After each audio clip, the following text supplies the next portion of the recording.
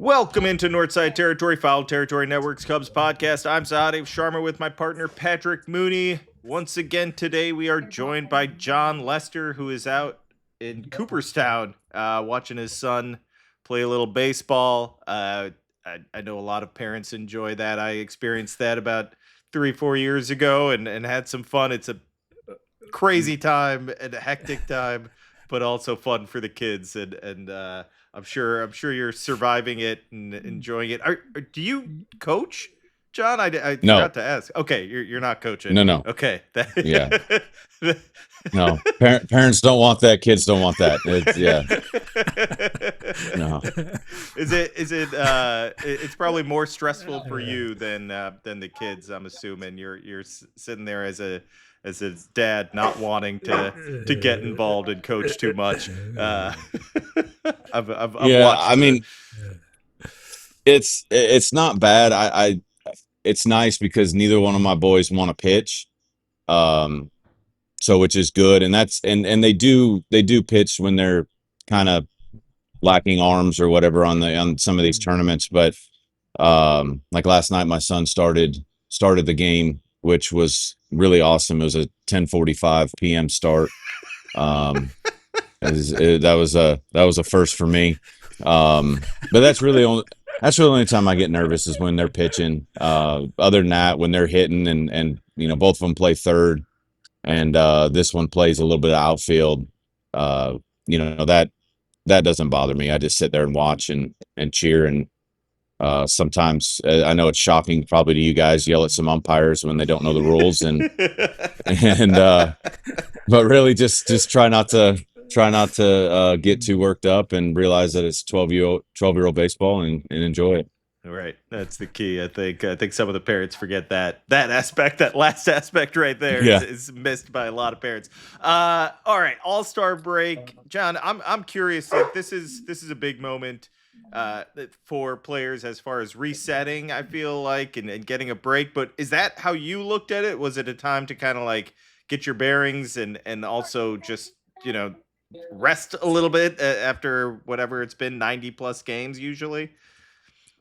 Yeah, I mean, obviously you want to, it's always nice and a huge honor to make the All-Star game. That's, I don't want to say that's like number one priority, but when you start having a good first half, you kind of see that break as a time to, go to whatever city that the game's at and hopefully enjoy that. It can be pretty chaotic and depending on how far you have to travel and where it's, where your last games are to wherever that city is can be tough. But, when you're there, you're, obviously around the best players in the game, especially for that year. And, you try to soak it in as best you can. I know it's not a lot of sleep and you spend a lot of time at the field and, which is good. Home run derby's fun. And, it's awesome, sitting here last night watching it, getting to see the guys with their kids on the field and watching, some of their heroes as well, hit some pretty big homers.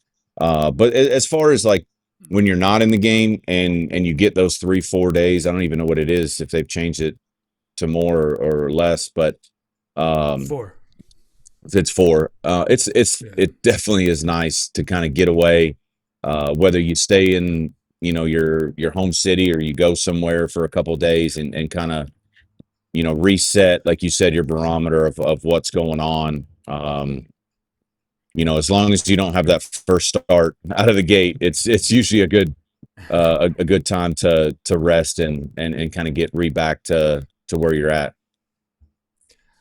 Jon, if my research is correct, it looks like you made 5 All-Star teams but pitched in 3 games. When you look at the totality of that, were there any moments or interactions or experiences that kind of stand out more so in hindsight? Not really. I mean, I did kind of make a fool of myself in my very first one in 2010. Pedroia had been, I think, to 1 or 2, and he knew, being a position player, you get to know a lot of the other position players, and they all hang out in the outfield and shag and all that stuff. And I didn't really have anybody to follow around except for him, so I followed him around a little bit. And we're in the outfield with A-Rod and Jeter, and I'm just sitting there listening, trying to be a fly on the wall, and finally get a moment to say something. And I look at A-Rod and I was like, "Hey man, I was at your major league debut at Fenway Park, back in whenever that was. I don't remember when he debuted, but Jeter starts laughing, and A-Rod's like kind of awkward. He's like, "Hey, oh, that's great, man." And Jeter goes, "You're old." And so I kind of felt bad. I kind of felt bad that was the first thing I said at an All-Star game was basically called A-Rod old. But no, it's cool, man. Like to get into the clubhouse, and I've been fortunate enough to be at one with my manager in 14 after the World Series, and to get to meet the other guys around the league that run teams, and get to see their personalities and how they get guys going, and all that stuff, and get to be around some other pitchers and see how they go about their routines and that sort of thing. It's a pretty cool experience. It is a lot more fun when you're not on that list to pitch, than it is when you're on that list, and things can go a little crazy down there in that bullpen. But man, that's probably the one that stands out. Otherwise, it's just kind of more or less BSing with guys in the outfield and in the dugout. Yeah, I actually wonder how much, and maybe this is just me and my experience with watching with my son. He prefers like the home run derby to the actual game, and I feel like the game, the last big moment I remember outside of the game ending in a tie and that odd moment with Bud Selig. There was also 99, I think, was Ted Williams, and then Pedro had a pretty ridiculous start. That's the last time I really remember thinking the game was like the central focus. Not that there have been good games since then, but I feel like the home run derby is the most exciting part of the week. How do the players actually get juiced for that? Is that fun? Is that as fun as it looks like it is for the players? Obviously, you're not out there hitting homers, but I assume you've been there cheering on teammates or even former teammates or whatever it was. And obviously, last night's a couple of your former teammates put on a show. Yeah, I mean, I think the home run derby is the the spectacle of the week. I did like how they changed the format last night to just the swings as opposed to the time limit. That time limit can get crazy with the amount of swings guys are trying to take to hit home runs. I think baseball is one of the harder sports to have an all-star game, because on the hitting side of things, there's so much failure. That you get a few guys that may run into one here or there, and hopefully there's a guy on and they score a few runs. But, it's not like they're going out there and putting up 10, 12 hits and scoring. I say that, maybe tonight it'll be a 15-12 game. I don't know. But, yeah, I mean, I think it's hard. It's a hard sport to have that, and I don't think you can really do anything to change it. But yeah, I think on a player standpoint, I mean, obviously the home run derby is what you're trying to sit there and watch it. Like I said, the days and nights get a little long, so there was a couple times where, especially when you got your younger kids there, you sneak out of there a little early before the end of it. But that for sure is the highlight of the whole week. The game, I think it's easier on the position players than it is the pitchers, because you got to, try to get ready and not throw too many pitches and make sure you're ready when you come back and all that other stuff. So, but yeah, I mean, I think that for sure is what everybody wants to see. I was just curious, John, kind of watching Kyle Schwarber last night. I think Cubs fans are probably losing their minds. They're not quite over that one. That 21 season when you both spent part of it in DC. Like, how important was that for Kyle to just kind of get away from Chicago? I think it's difficult to assume that, like, if Kyle just stayed at Wrigley Field for his whole career, maybe it would have happened. But yeah, What do you think he gained from that change of scenery? Kyle might have a different answer, and I don't want to put words in his mouth. But just being a fly on the wall and watching him in DC, and this isn't a knock on the guys that were in Chicago working with Kyle on the hitting side of things, because I love those guys as well. But I think Kevin Long really helped him. I don't know if it was a game plan. I don't know if it was mechanical. I don't know what that entails. But there's just certain people that you run into along the way that speak the same language as you. And for whatever reason, Maley or Ski or whoever was at Chicago probably was telling Schwarber the same thing that Kevin Long's saying. He just may have worded it differently. And for whatever reason, it clicked for him. And he went off and got, as you guys know, being around the game and being around the guys and all that stuff, this game is so confidence-based. And when you start feeling good about yourself and you feel like guys can't throw the ball by you, that's a good position to be in. And he just went off and found his groove. And, I'm happy for him. He's such a good dude and he works so hard at it that, to see the fruits of his labor, and get the results. And that's sometimes very hard to do in this game when you're making, I don't want to say wholesale changes. Maybe it's small tweaks or whatever it is, but K Long just got him locked in and now he's in Philly with him. And obviously that helps. You get your guy over there and makes things easier. You don't have to relearn a language that a guy's speaking. All right, I actually have a Cub-centric question about the All-Star game, but let's take a quick break and then we'll get to that with John. Many people have this problem. I want to eat healthy. I have the willpower. I don't have the time and the organization. I need help. What do you do? I mean, you go to Factor. I got two boys that are looking for the gains, and they always come in the house looking for food. Now they have actual healthy food that is great for them. And you know what? It's ready in the fridge for them to pop in and make it right away. And they have meals built around your goals. It could be weight loss, overall nutrition, gains, more protein, fresh, never frozen, over 100 rotating weekly meals, including globally inspired flavors like Mediterranean and Asian. I get all kinds of different salads from Factor that I love. Quick, easy. They can be ready in 2 minutes. Head to factormeals.com/FOUL50 off and use code FOUL50OFF to get 50% off and free daily greens per box with new subscription only while supplies last until 9/27/2026.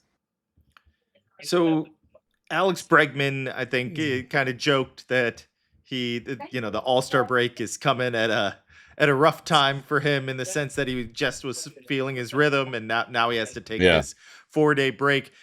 Obviously, I have to assume it's very different for pitchers and position players, that break. You could be in a rhythm as a pitcher, but you always have 4 days off as a starting pitcher. Like that time off isn't that odd for you, I guess. Maybe I'm wrong on that. Maybe a long break when you're really rolling can throw off a starting pitcher, but I feel like that's more of a position player thing. What did you observe when you saw a guy get locked in? Did it kind of drive them nuts that they had to go to the break, or do you think it can just be like good for the body in general, and maybe that's a little overblown? I think it can be all of those things. Like you said, for the pitching side, especially on the starter side, it does help when you get where they're pushing you back. Where it's like that 8, 9, 10-day deal. That can get a little rough just because you don't really ever have that amount of time. I think in a hitter's standpoint, yeah, absolutely. I think it can, a guy coming in struggling and has those 4 days and then comes back, it could really help him reset. And vice versa on the guys that are getting kind of locked in. Hopefully that's not the case for Alex and he continues to swing the bat well. Along with the rest of the team. I mean, they've been, since last time we talked, seems like they've been, Dansby's been going off and PCA and all that stuff. So I think it'll help him physically, or all of them physically. and then hopefully they can continue to roll right out of the break. Cubs will have one player in tonight's All-Star game, Pete Crow-Armstrong, and I was just curious, John, how much do you see sort of the PCA effect? Like in Chicago at Wrigley, you see the jerseys, you see kind of how the crowds react to him. He seems to have kind of crossed over, good and bad, in different ways of like, kind of connecting with fans and riling up opposing fan bases. I don't know, as a former player, as a parent, like, what are your observations of Pete and how he is kind of this next entertainer at Wrigley? I mean, he's fun to watch. I know last year we went up to Chicago for a little vacation, caught some games with the kids, and that was, other than seeing their boy Hap, that was the dude they wanted to to go meet. So he's definitely pulling the younger kids, the younger crowd in there. You sit there and watch him for a few games, and what he brings to the table is electric. You don't see that type of power usually from a guy that is kind of known for his speed. And being a fan and watching games, you can see how he rubs the other team wrong. He's fired up. He's an emotional player, and I think the other side has to understand that everybody's different. And I can say this because I know Hap. Like, you got stoic boy Hap that you don't know if he's having a good time doing anything. And then you got PCA that if he gets bit by a mosquito, you'll know. You know what I'm saying? So and that's what makes baseball great, right? You have so many different personalities. You got guys from all over the world trying to come together and play for one goal. And I've played with guys like PCA, and I've seen coaches and front offices try to change their personalities and the way they go about things. And there's some guys that they got to come in and throw stuff. They got to come in and beat the bat rack to get that emotion out, so they can then go play defense and be a valuable asset to the team out on the other side of the field. And then there's guys, like I said, Hap, that you wouldn't know if he hit a homer or if he struck out 4 times in the game. He comes in, puts his helmet down, puts his bat and gloves in, goes right back to the bench and cheers his teammates on. So you gotta know your players, you gotta know their personalities, and you gotta understand what makes them tick and let them be that person. And that thankfully Council's let him do that, and I think you're seeing the fruits of that process of letting PCA kind of just navigate his way through being a big leaguer and being a star in the big leagues. John, I can't remember how much we talked about the injuries that this pitching staff has suffered of late, but they've held up really well as far as the team's wins and losses lately. Patrick and I have talked about it. Like, if they get through these final 2 weeks before the break, that's a big deal, and they did more than get through it. Obviously, the players deserve majority of the credit whenever things go right or wrong, in my opinion. Like, that's who's out there playing. But how much credit does this coaching staff deserve for kind of piecing everything together and getting through these final weeks before the break, and with so many injuries piling up? Yeah, I mean, I think that you could even stretch it down even further with the training staff and the front office and the coach. Obviously you said the coaching staff. You've got to have depth in a baseball season, and that depth doesn't necessarily mean what's in your bullpen, what's on your bench. You're going to need guys from the farm system. You're going to need guys to come in and step up and be a part and make an impact. And with all the injuries to their pitching staff, they've done that. They've been able to piece guys together. That's a testament to Council. And I don't like to give Tommy Sahadev too much credit. Yeah, I love you, Tommy. I'm just giving you a hard time, buddy. But those guys putting the biggest thing with a manager with a bullpen is putting guys in the best position to succeed, right? Like, you're giving them the best matchups and not all that doesn't always work, because you've got, some games where you need arms and you got to put guys in, and it is what it is. But when you're giving guys the best opportunity to succeed against good matchups, that builds confidence for those guys, and that builds confidence in your whole bullpen, your whole unit. So I think they've done an incredible job with that. And hopefully they can keep rolling this little break, maybe get some guys back that are, not necessarily really banged up, but just kind of banged up, and get them healthy and get them rolling in the second half. All right, let's take a quick break and come back, and you can ask your question, Patrick. This episode is brought to you by FanDuel. Baseball fans, the MLB season is in full swing, and FanDuel is giving you a chance to call your shot with daily dingers. Joining the action is easy. Just make your free pick on who's hitting a home run in their game, and if you're right, you'll get a profit boost to use on your next bet for a chance at extra winnings. It's just another reason why FanDuel is the home of home runs. So are you ready to play your game? Head over to FanDuel.com/podcast to get started. That's FanDuel.com/podcast to opt in for daily dingers and make your free pick on who's hitting a homer. Play ball and swing for the fences on FanDuel, an official partner of Major League Baseball. No purchase necessary. Opt-in required. Bonus issued as non-withdrawable profit boost tokens. Restrictions apply, including any token expiration and max wager amount. See terms at sportsbook.fanduel.com. Gambling problem? Call or text 1-800-GAMBLER. John, I had a hard-hitting question. Yeah. What are you wearing? What are you wearing to the 10-year reunion? Do you have your outfits all picked out? Well, what's on the agenda? I really don't know. It's a little tough coming from here to go to Chicago. I got all these shorts and these little sweatshirts and stuff, trying to stay somewhat cool and not sweat my butt off at the same time.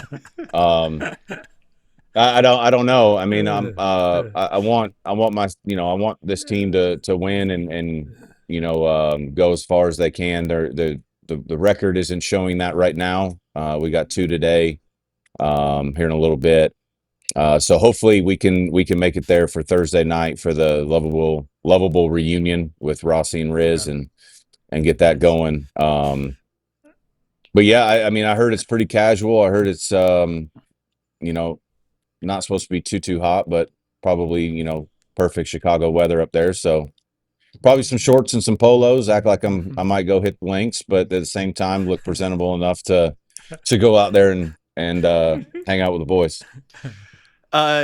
John, we all know you didn't get your farewell on the field with the Cubs as far as the fans go, because of COVID and the lack of fans there in your last season in a Cubs uniform. So is that what you're looking forward to most, kind of getting the cheer from the fans and that, just being able to soak that in, or is there something else, or what are the things that you're most looking forward to later this week?